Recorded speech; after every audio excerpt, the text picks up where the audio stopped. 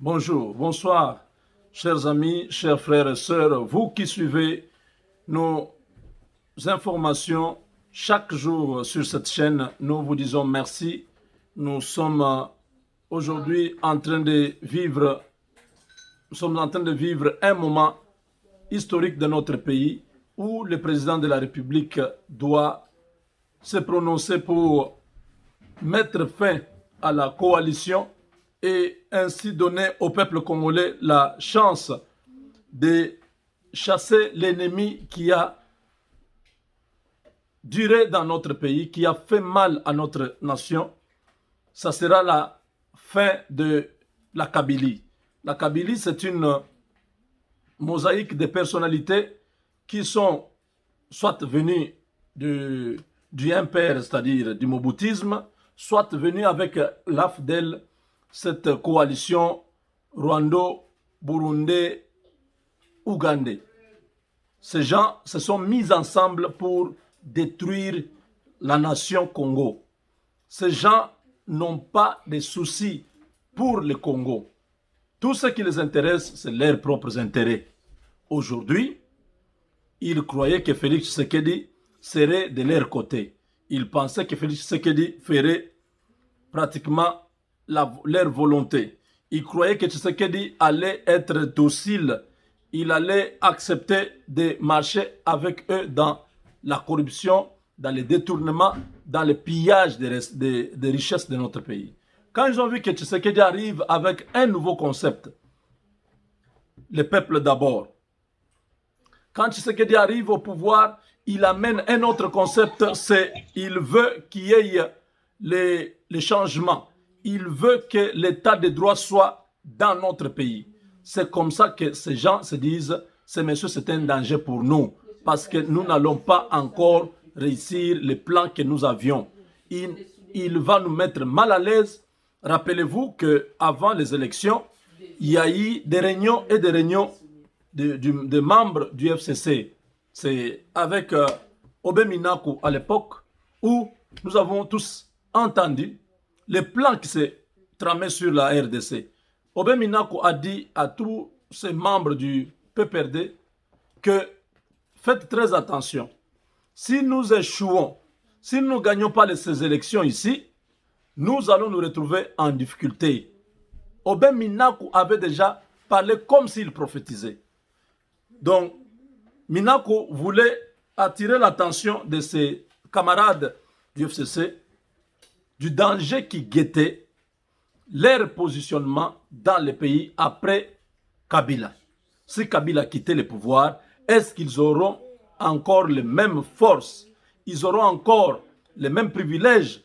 Ils auront encore les mêmes possibilités de dominer dans le pays, prendre les richesses du pays sans problème? Qui va les protéger? Qui sera leur parapluie? Obé Minaku avait déjà anticipé ces choses. Il avait déjà compris que après Kabila, ça sera une tempête. Au fait, la tempête est arrivée. La tempête est en train de secouer. Les réunions se sont multipliées. Ces gens n'ont plus la paix. Ils sont conscients de ce qui peut arriver à tout moment. Cette situation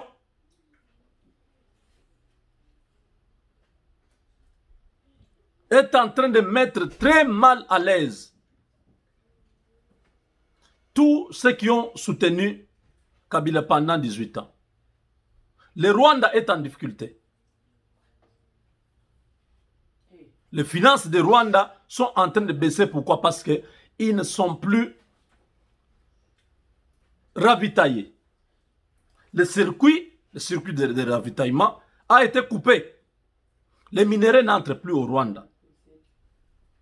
Et les ports illégaux de Kabila ont été fermés.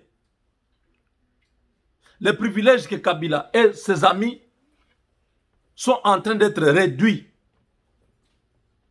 On a retiré toutes les exonérations. On a retiré. bien que les ministres des Finances continuent à manigancer avec les régimes financiers, mais les exonérations au Congo, Félix Tshisekedi a annulé. Il y a quelques exonérations qui sont validées dans les cas d'investissement, tout ça, qui sont étudiées, dont on voit vraiment que ce monsieur a droit d'avoir l'exonération parce qu'il a investi, je ne sais pas, 5 milliards au Congo, il a donné aux Congolais à peu près 5000 emplois, il a construit ceci, il a construit cela. En tout cas, lui, son investissement, il faut que nous puissions l'exonérer pour qu'il puisse récupérer une partie de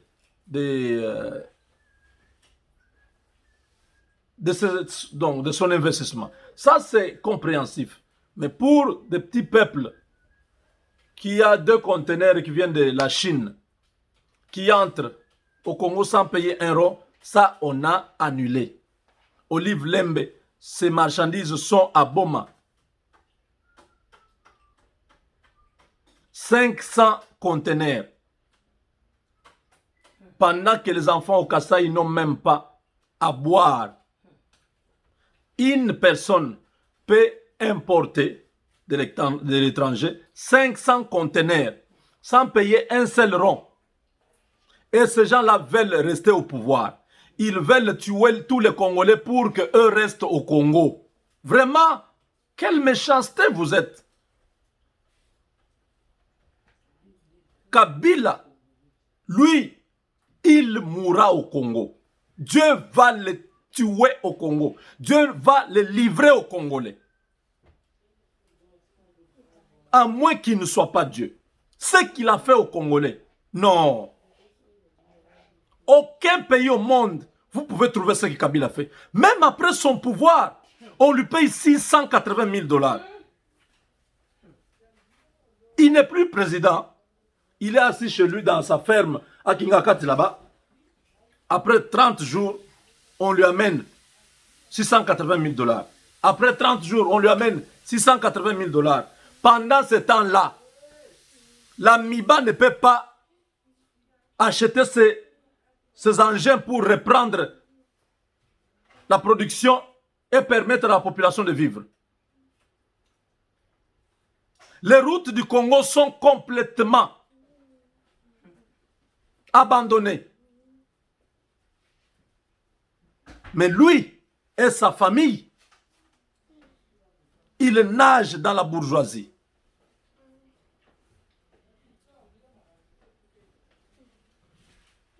S'il n'y a personne qui peut parler, moi je parlerai. Jusqu'à ce que le changement arrive dans notre pays. Vous qui soutenez encore Kabila, vous qui protégez encore les intérêts de Kabila dans le pays, vous allez subir le même sort que Kabila. C'est la parole de l'homme de Dieu. C'est la parole d'un fils du Congo. Vous qui soutenez Kabila, vous qui protégez les intérêts de Kabila au Congo, après tout ce qu'il nous a fait, vous allez subir le même sort que Kabila. Vous n'allez pas vous soustraire parce que vous avez choisi votre part. Vous avez refusé de protéger votre pays, protéger votre peuple. Vous avez souhaité marcher avec quelqu'un qui a haï notre pays. Quelqu'un qui parle avec mépris de notre pays. Quelqu'un qui ne supporte pas les Congolais. Kabila n'a jamais aimé le Congo.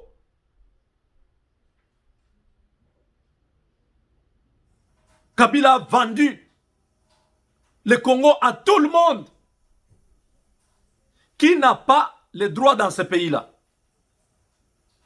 Kabila nous a amené les Chinois. Les Rwandais sont là. Ils peuvent sillonner partout au Congo. Les Libanais, les Pakistanais, les Indiens, tous ces étrangers ont les droits plus que les Congolais chez eux.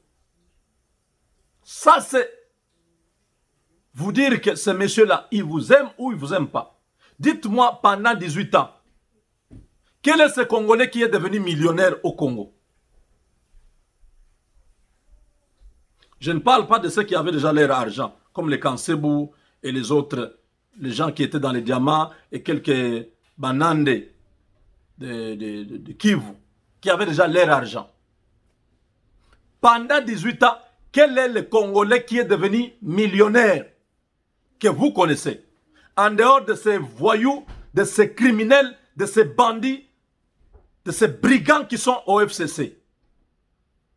Quel est ce Congolais qui est devenu millionnaire? Tous ont été découragés. Ils ont été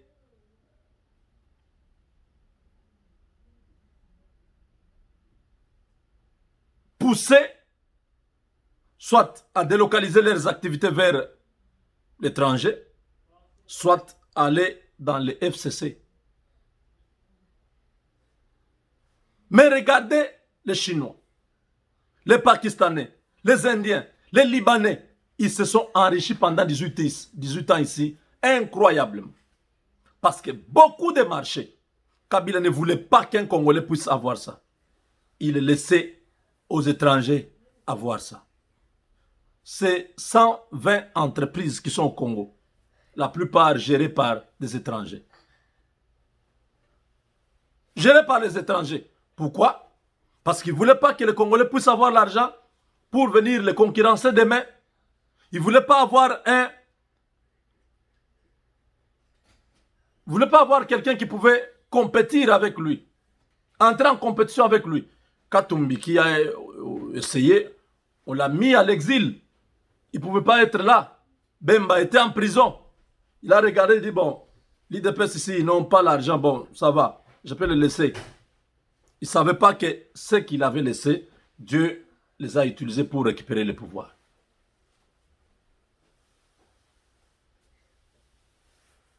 Vous voyez? Ça, c'est le plan de Dieu. Les kabylistes aujourd'hui n'ont pas un mot à dire dans cette nation-là. Ils n'ont rien à dire, ni sur le plan de la Constitution, parce que c'est de ça que je parle. Ils ont dit quoi? Qu'ils vont marcher la semaine prochaine.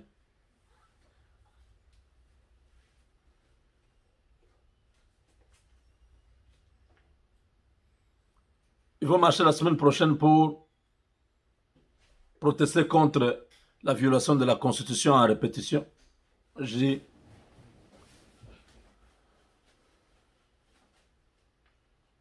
ces gens-là n'ont rien à apprendre aux Congolais. Rien. Ils doivent se taire. Ils n'ont pas de leçons à donner aux Congolais en matière du respect de la Constitution. Quelle Constitution d'abord? Une Constitution qu'ils ont violée depuis son adoption. Une Constitution qui a été violée systématiquement. Si on avait respecté la Constitution, Rossi Mukendi ne serait pas mort.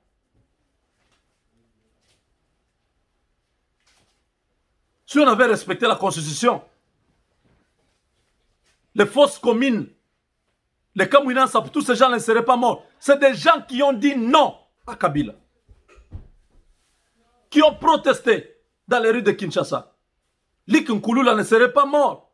On a assassiné tous ces jeunes parce qu'ils ont refusé le glissement, le troisième mandat de Kabila.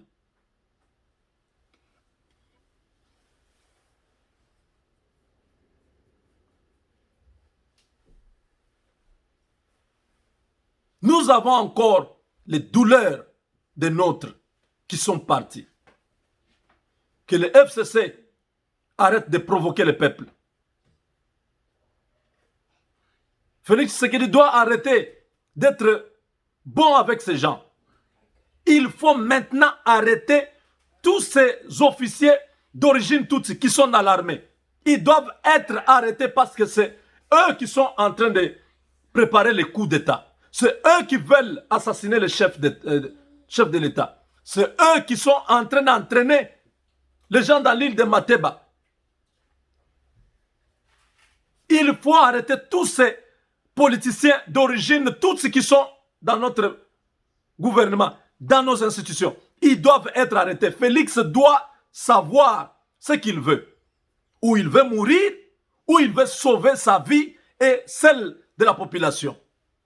Parce que maintenant, si aujourd'hui il est atteint, il tombe, il est mort, le peuple va se soulever, il y aura encore beaucoup de morts et ce pays-là va se diviser. C'est ça le danger que nous courons. Félix doit arrêter d'être trop démocrate. Vous voyez les Américains, quand ils décident de mettre fin à un ennemi, ils ne réfléchissent pas deux fois.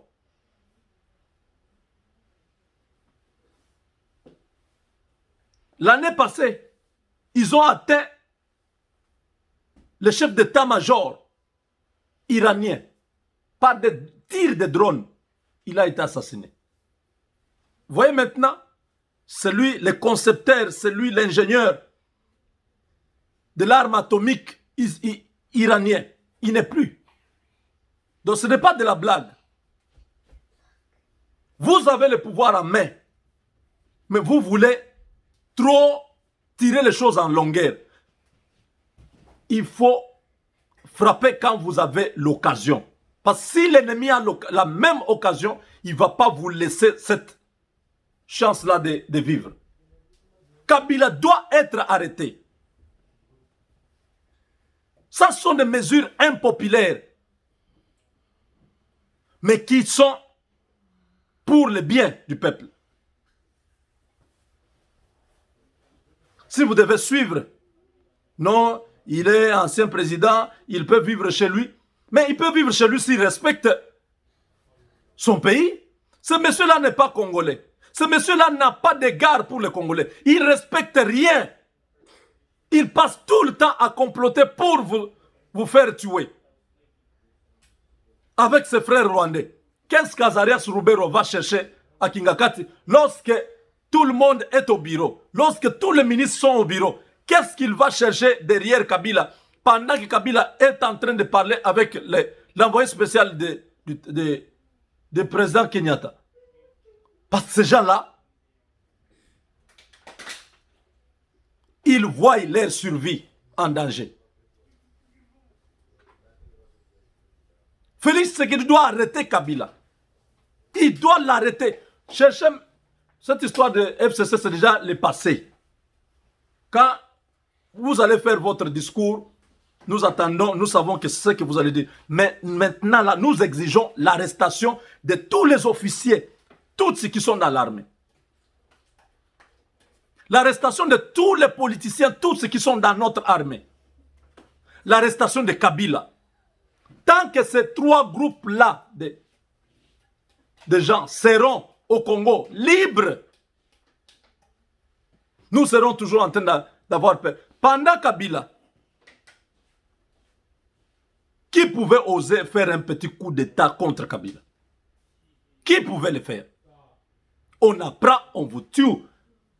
On a tué combien de gens?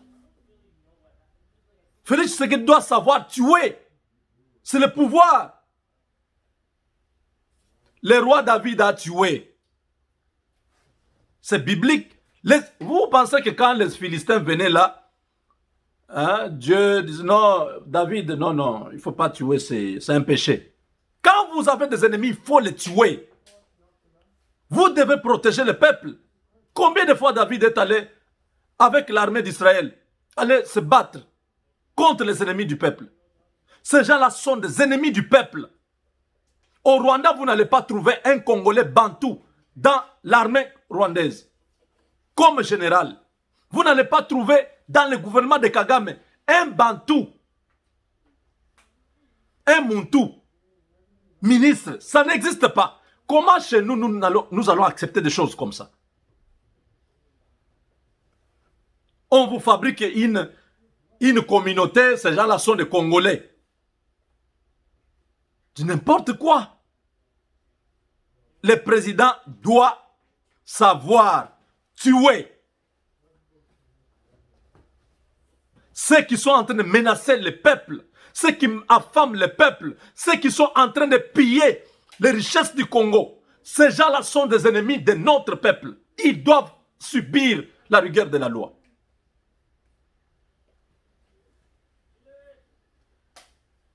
Je dis que les rois que Dieu a lui-même choisis, a donné à Israël, ils ont tué.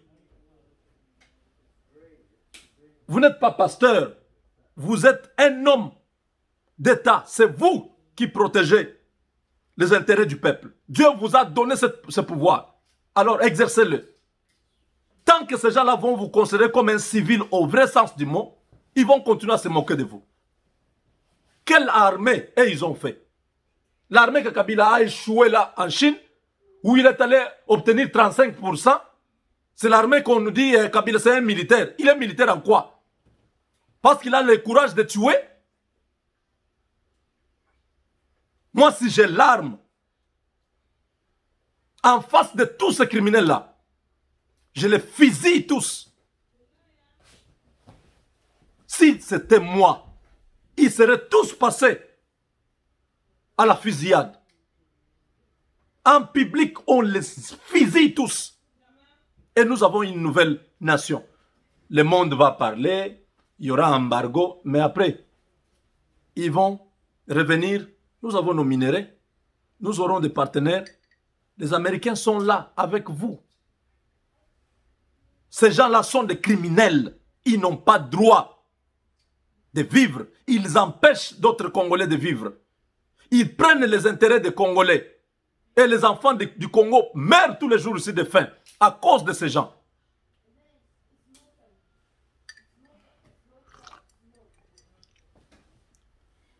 Je dis, Félix Tshisekedi doit arrêter Kabila. Il doit arrêter les Roubero, les Nyarugabo, tous ces gens-là, tous ces militaires qui sont arrivés dans notre armée, dans des conditions de la rébellion avec le Rwanda. Ils doivent être arrêtés.